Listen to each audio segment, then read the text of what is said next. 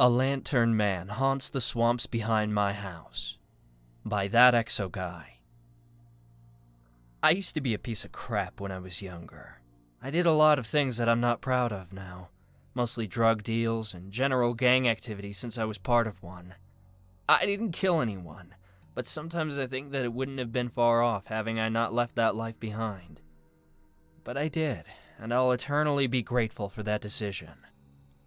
I wouldn't exactly say that I'm a better man now, but at the very least I'm a different man.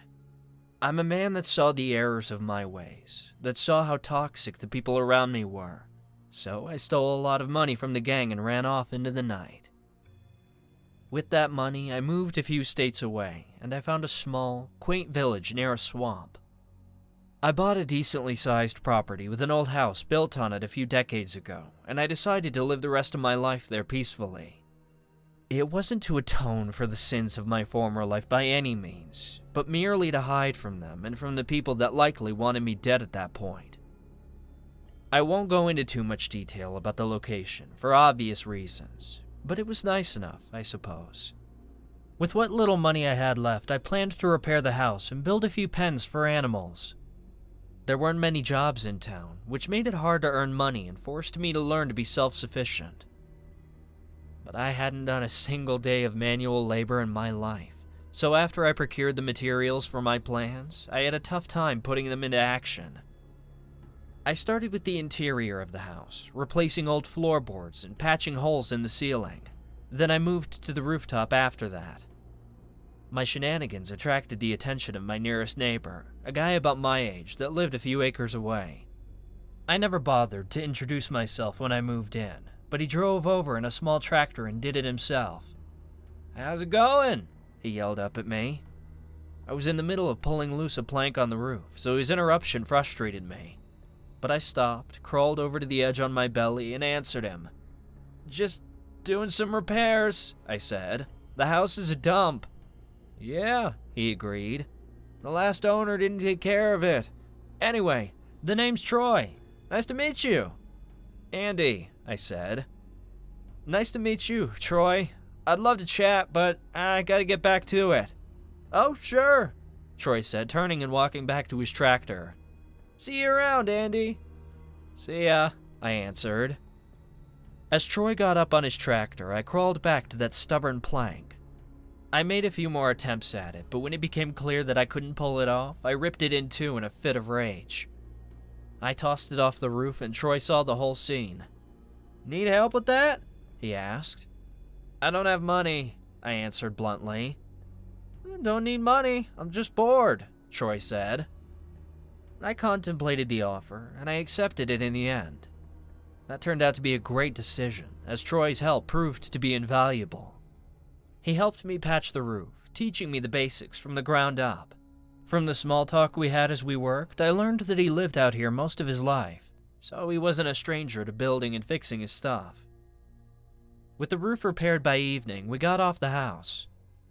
I fetched us chairs and a few beers I had on hand, offering him a couple of bottles for his trouble. "It's room temperature because I don't have electricity yet," I excused myself. "Doesn't matter," Troy said, taking it from me and twisting the cap off with his bare hands. "Thanks, and cheers for new neighbors," he said before taking a long swig from the bottle. "Cheers," I said, and took a sip from mine. "You're not a country boy, right?" he asked. "Nope," I answered honestly. "City slicker." "Figured," he said with a chuckle. "What possessed you to make you move out here?" he asked. I gave him a funny look as I thought it over, unsure of if I should have told him the truth. "If it's not a bother, of course. Sorry for being nosy." "It's not. Don't worry," I assured him.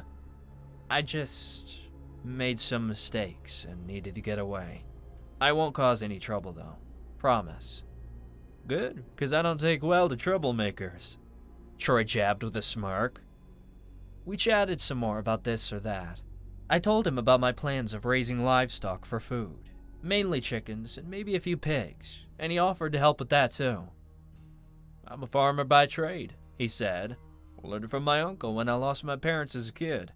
I can show you how to build the coops, and I can sell you some chicks for cheap if you want." "Sounds great," I answered, not digging deeper into his statement about his parents at that time. The sun touched the horizon, so Troy finished his last beer in a hurry and got going. But before he left, he gave me one final piece of advice. "Oh, I almost forgot," he said, and his jovial tone up to that point turned stone cold. "If you see lights in the swamp at night, don't go after them, okay?" "I won't, don't worry," I reassured him. His warning surprised me a bit, but I chalked it up either to local superstitions or rowdy townsfolk. Likely a combination of both.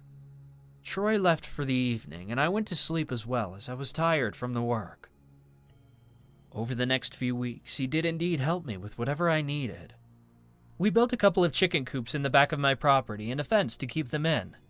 He gave me a batch of 50 chicks for a very low price compared to the other farmers in town.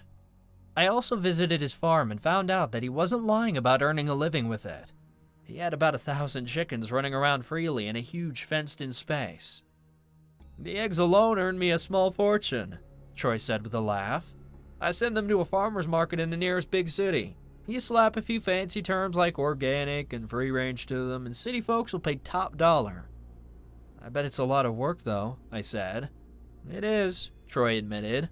"Want to come help me with it? I'll pay you." "Sure thing," I accepted, as I still hadn't found a source of income. As he gave me a tour of the farm, I noticed a patch of very familiar leaves in his garden. Troy saw my reaction, so he gave me a large grin in answer. "Know what those are?" he asked and pointed at them. "Weed," I answered matter-of-factly. "Do you smoke, Andy?" "You bet I do," I answered, matching his grin with one of my own. That's basically how I spent most of last year in this one. I'd go over to Troy's 3 times a day to help him pick the eggs, and a small truck came by every single morning to pick them up and deliver them fresh. We slaughtered some of the chickens now and again too, but Troy had a lot of equipment that made the job easier. Truth be told, he could have done it by himself, as he had done before I arrived, but he seemed desperate for company, and so was I.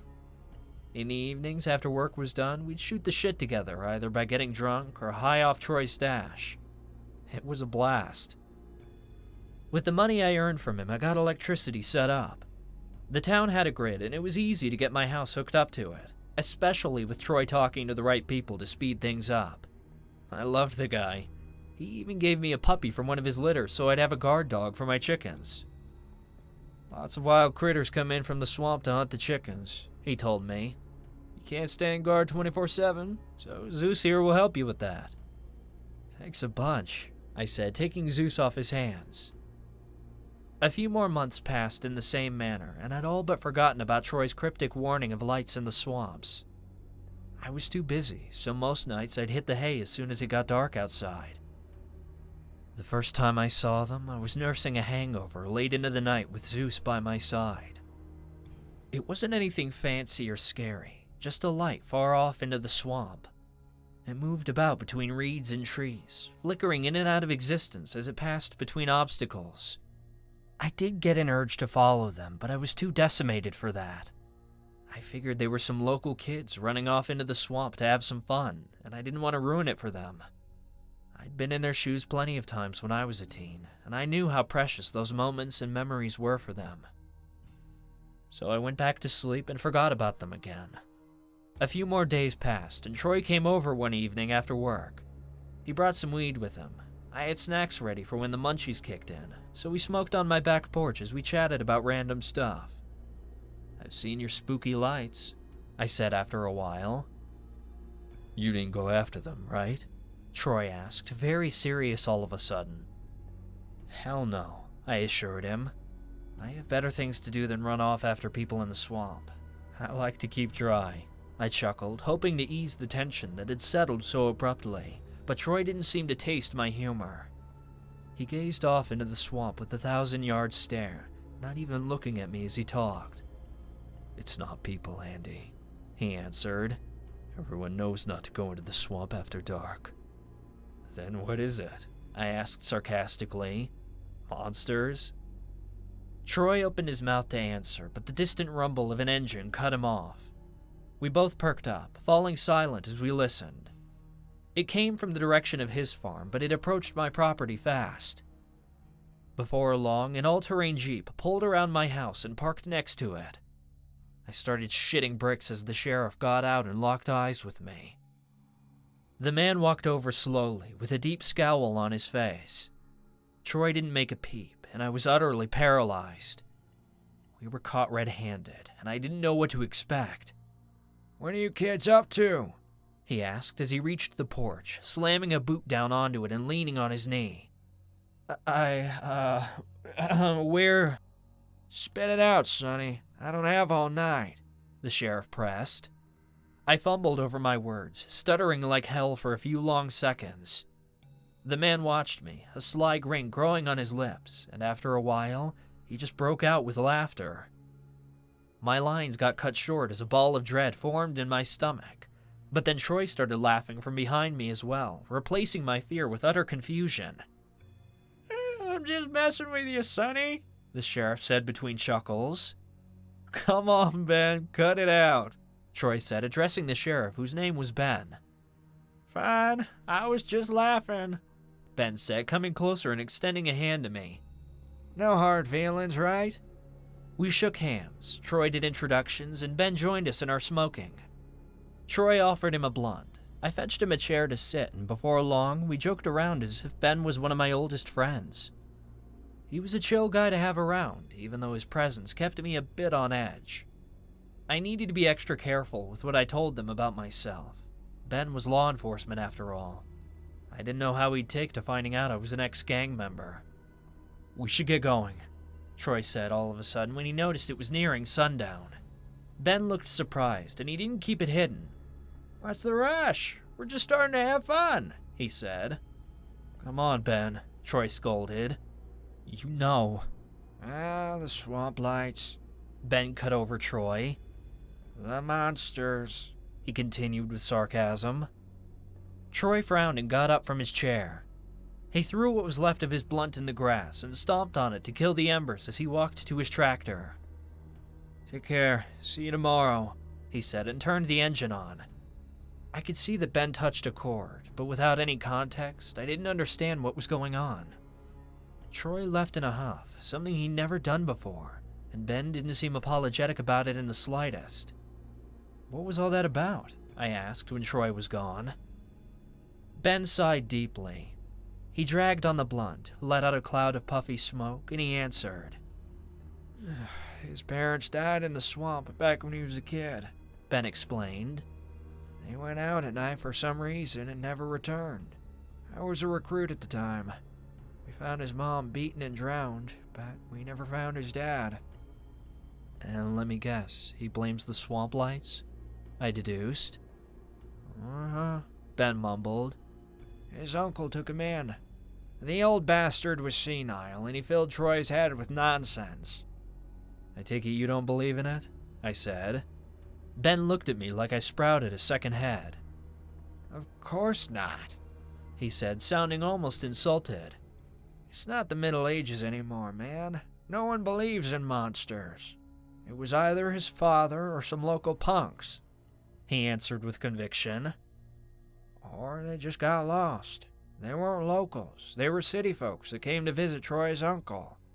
And even locals get lost and disappear all the time. The swamps are treacherous." We talked a bit more about this and that, and Ben gave me some advice since I admitted I moved in from a city as well. It was pretty much the same thing that Troy told me.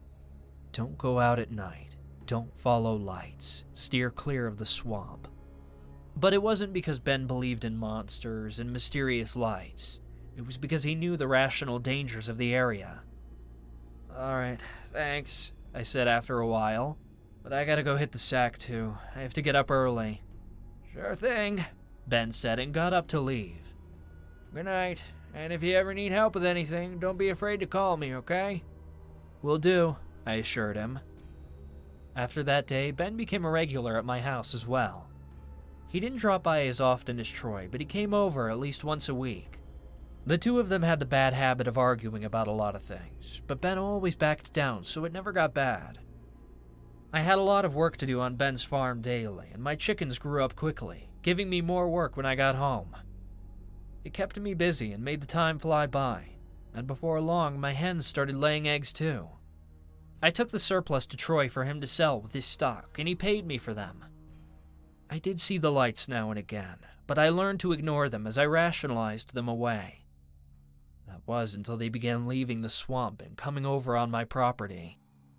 I still believed they were rowdy locals or curious teens, so I didn't go out to confront them, but I slowly became paranoid. One night I woke up with the light right outside my bedroom window, and that finally pushed me over the edge. I had a small pistol in a drawer next to my bed, a trinket I kept from my previous life, so I grabbed it and went outside to check on things. The lights vanished by the time I left the house, so I went back inside. But from that point forward, I started suspecting that they might have been gang members looking for me. I told Ben about it the next day, leaving out the gang part, and he said he'd ask around town. Zeus was bigger by then, and he'd already taken over the duty of guarding the chickens. I let him roam the property freely at night, hoping he would scare away the trespassers, or at least give me a warning if they returned. To my surprise, the first time the lights returned, he cowered back into his doggy house and yelped in fear. Things only escalated during the latter half of 2021. The lights would appear more frequently, every other week or so, and they'd come up to my window more and more often. Ben asked around town the first few times, but everyone denied doing it, of course. Left with no other choice, I admitted my past to Ben. He took it surprisingly well and doubled his efforts of keeping me safe now that he suspected gang activity. Either he or another deputy would drive around a few times each night during their patrols, but whoever did it avoided my house on those nights. I got worse over time, fearing for my life more and more each day. It got to the point that I carried my pistol around everywhere. We never told Troy, however, thinking it would only fuel his own superstitious beliefs. He figured out that something was wrong with me on his own, but he didn't know why, and that drove a wedge between us slowly. "I'm here for you, Andy," he told me one day. "Whatever you're going through, I'm here to help. You can be honest with me." But I didn't take the metaphorical hand he offered me, and that's my biggest regret to date. I lied to him, telling him that I was just tired from all of the work. He didn't seem to buy it, but he didn't try to dig deeper and suss the truth out of me. All of that leads us to the start of this month, to October of 2021. I was a sleepless, paranoid wreck, having more and more trouble with day-to-day activities. Troy tried his best to cheer me up and help out even though he wasn't sure what was going on. He and Ben came over one evening for our usual ritual of smoking and drinking ourselves silly, and Ben always had his body cam on just in case the lights returned. These were the precious few moments when I momentarily escaped from my paranoia, and I always cherished them. We had fun talking and getting smashed, and I desperately needed that. "I'll sleep over tonight. I'm too shit-faced to make it home," Troy said at sundown, the moment when he'd usually dip. "Sounds good," I said, reaching down to scratch Zeus's ears. He laid curled up next to my chair, a beast of a dog by that point, and his presence made me feel safer. Plus, his company was appreciated. He was still a pup at heart and very playful. If memory serves, he was an Anatolian shepherd dog or something along those lines. At any rate, with Troy staying over and Ben in no particular rush to leave, we extended our outing into the night for the first time. I all but forgot about my problems as we talked shit between ourselves, but my problems didn't forget me. It was maybe around midnight when I'd be long asleep normally. Zeus bolted to his feet all of a sudden, nearly knocking me over, chair and all. His ears perked up, the fur on his back and tail puffed up, and he bared his teeth as he let out low growls. That got the rest of us to shut up real fast, as we peered into the swamp to try and see what spooked him. "What's wrong, boy?" I asked, reaching a hand out to him. "Probably some wild animal," Ben said. Troy just fell silent, staring at the swamp with a shell-shocked expression. A long, high-pitched whistle came from between the trees, and Zeus bolted towards it without warning. He barked loudly as he ran, quickly making himself unseen in the swamp. What the hell? I let out as Ben drew his gun and started after Zeus. He didn't make it off the porch before we saw the light. It was a speck, running away deeper into the swamp as Zeus chased after it. Wait! Troy yelled, jumping out of his chair and catching Ben's shirt. Ben slapped his hand away and turned to face us. Let's go check it out and get your dog back, he told me. Maybe we'll catch whoever's been tormenting you and put an end to your nightmare. Tormenting you? Nightmare? Troy let out. Is that what you've been hiding? Are the lights haunting you? They're people, Ben stressed. Nothing more. Andy here was part of a gang and we think they're trying to get him. Is that true? Troy asked incredulously. I sighed deeply. The situation got out of hand very fast, and my secret was laid bare unceremoniously. I didn't have any choice but to roll with it and hope for the best. Yeah, it's true, I said as Ben ran over to his Jeep. Here, he offered, returning in a flash and offering us one of his spare flashlights each. We can't go, Troy stressed. The lights. But Ben didn't listen. With his flashlight turned on and his gun pointed ahead, he took off towards the swamp. He was a sheriff, after all, so he had to do his duty no matter the circumstances. I pulled out my pistol, turned on the flashlight, and followed him. You don't have to come, I told Troy as I left. Stay here in case Zeus returns. I can't leave you two idiots alone. You'll get killed, he answered. Just wait a sec. He went over to his tractor and retrieved a shotgun, leaving me surprised that he carried something like that around. I told you I don't take well to troublemakers, didn't I? He said when he noticed me staring. I'll lead the way. He pumped the shotgun to load it and ran ahead, so I kept close behind him. Zeus was long gone, his barking a barely audible noise in the distance, and Ben was far ahead as well. The water level wasn't high in those parts of the swamp, reaching knee level at most, but the mud beneath made it hard for us to advance, turning our attempts at running into waddles. It was stagnant and full of scum floating on the surface, and it stunk real bad. An overall unpleasant experience, if I can be honest. Ben! I yelled after him when it became apparent that we couldn't catch up. Ben, wait up! He's a fucking idiot, Troy said. He'll get lost at this rate, and we will too. We trudged on after him for a long while, maybe 20 minutes or so, and more or less in a straight line. I'm not sure what got into him. Any sane person would have called it quits and turned around long ago. But Ben kept advancing, apparently determined to catch whoever haunted the swamp. The town's meager lights were quickly lost between the trees and reeds that infested the water, and I knew we'd have trouble getting back ourselves at that point. Ben finally stopped and waited for us to catch up, and what we found broke my heart. He kneeled in the shallow water, with a fluffy mass of dirty white fur in front of him. Zeus! I let out and rushed over, falling to my knees next to him. Oh, please! Zeus was disheveled and beaten so badly that blood poured out of his snout. I cried like a baby as I reached out and picked him up, hoping against hope that he was still alive. But he wasn't breathing anymore. He was limp in my arms. Whoever that fucker is, he's fast, Ben admitted. And strong, too. Let's go back, please, I pleaded with him. No, we have to. God damn it, Ben! I yelled. He killed Zeus with his bare hands. We can't risk our lives! Ben looked over with distrust in his eyes. But then he saw that I told the truth. Zeus didn't have any gunshot wounds. He was killed with blunt force alone, and given his size, it was no small feat. Fine, Ben gave in. We'll leave, but the next time they return, I'll bring the whole town down on top of them. So what, you'll start a mob? Troy asked as we got on the move back towards my house.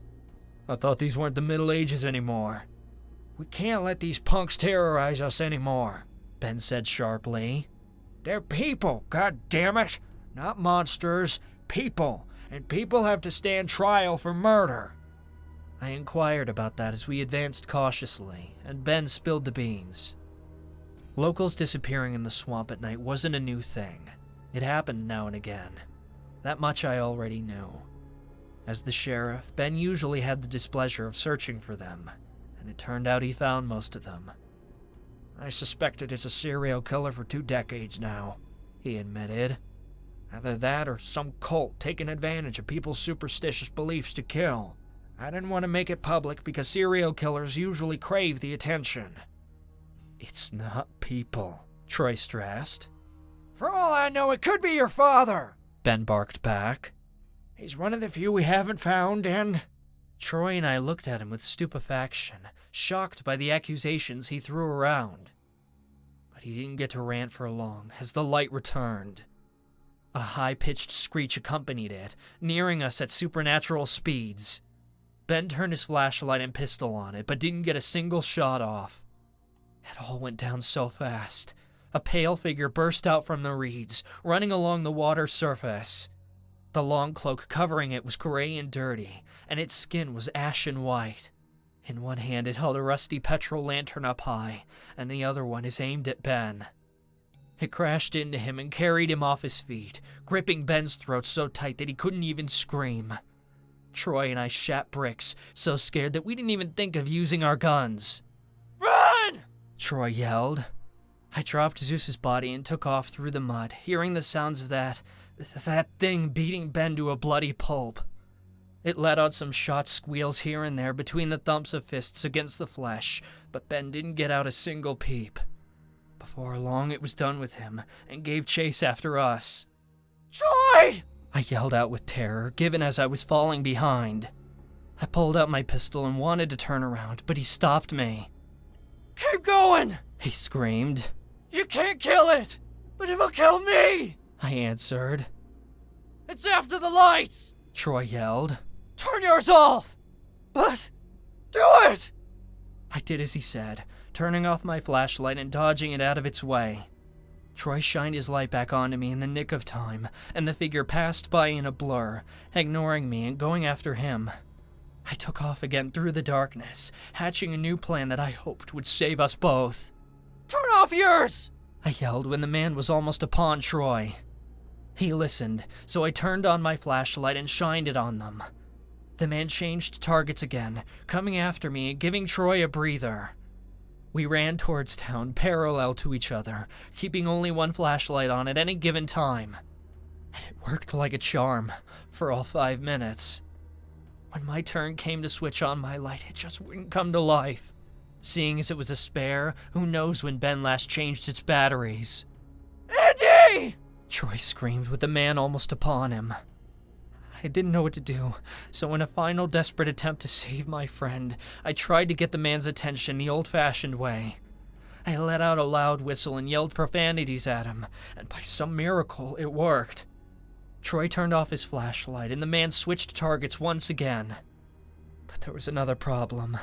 Up to that point, I used my brief time with the light to scan the obstacles ahead and plan my route. I ran through the dark off memory and with a healthy dash of luck, but now I was running blindly. The man was catching up to me fast, and I couldn't see Jack. It was only a matter of time until I tripped on a mound of dirt, and I fell into it face first. I knew I wouldn't have time to get back up and on the run, so I resigned myself to my fate. My only hope was that I'd buy Troy enough time to escape. But the man ran over me instead, pushing me deeper into the mud and grime. I heard a shotgun blast when I got up, and a single terrified scream from Troy that got cut short. The man killed him as quickly and ruthlessly as he killed Ben, and I couldn't do anything about it. I wanted to yell, to cry, to get up and run over to him, but I didn't. When I saw the man's lantern approach me again, I got back down and played dead. He lingered in the area for a long time, hours upon hours, grunting in frustration as he walked about. I didn't dare to move, and only drew breath when he wasn't near. It was a horrible ordeal, made that much worse by the stench of the swamp and the water that covered me. The coldness of the night seeped into my bones slowly, yet I didn't even dare to shiver. But I powered through it, and the man finally left at the break of dawn. I waited for a little while longer before I got up, and I made my way back into town. I was delirious with exhaustion and fear, so people were afraid of me when I started yelling for help in the streets. The authorities were called. I was brought in for questioning, and they scrambled together to search parties right away. Ben and Zeus were found fast, but Troy is still missing. They combed tens of square miles by now, but they haven't found a single trace of him. I was the main suspect for a few days, but when they recovered the footage from Ben's body cam, I was acquitted of the charges. A temporary sheriff was named, an older man named Jamie, and he broke the news to me himself. "You were lucky to make it out alive, son," he told me. "Encounters with the Lantern Man are usually fatal. Few people have escaped him." "What now?" I asked. "I suggest that you don't talk about it," Jamie said in a grave tone. "People will think you're crazy, like they thought about Troy. We'll keep investigating, but I don't think we'll find anything." And that was that. I was allowed to return home, and I've been grappling with the reality of what happened ever since. I'm not sure what will happen to Troy's farm, but the locals are allowing me to take care of it in the meantime. I have put my own home up for sale, but who knows when, or even if someone will buy it. One thing's for sure, though. It can't happen fast enough. I might have to just abandon it and run off again because the Lantern Man is still around. I've been seeing him more and more often, and I'm afraid of what he might yet have in store for me.